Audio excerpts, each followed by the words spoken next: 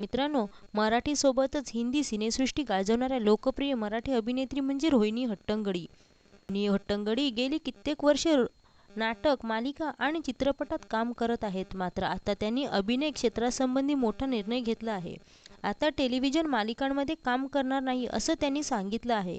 या निर्णयानंतर त्या ठरलं तर मग मध्ये दिसणार की नाही असा प्रश्न प्रेक्षकांना पडला आहे.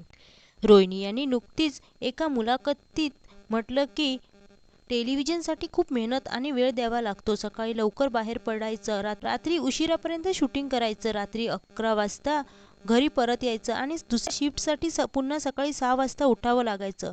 माझ्या लक्षात आलं की मला व्यायाम करायला, आराम करायला किंवा श्वास घेण्यासाठी वेळ मिळत नव्हता. त्यामुळे मी कामाचा वेग कमी केला आणि म्हणूनच मी टीव्ही मालिकांमध्ये काम करणे थांबवले. मराठी टेलिव्हिजन इंडस्ट्रीत खूपच गोंधळ झाला आहे. अनेकदा काम करण्यास उपलब्ध नसल्याचं स्पष्टपणे सांगितल्यानंतरही कलाकारांना शेवटच्या क्षणी फोन येतात.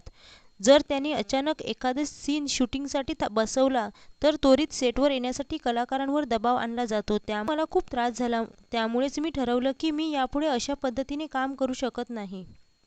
रोहिणी यांनी आता मालिकेत काम करणार नसल्याचं सांगितलं आहे. रोहिणी हट्टंगडी काहीच महिन्यांपूर्वी पूर्ण आजीच्या भूमिकेत ठरलं तर मग मालिकेत एंट्री घेतली होती. मात्र आता त्या मालिकेत दिसणार की नाही याबद्दल अजूनही प्रेक्षकांच्या मनात संभ्रम आहे.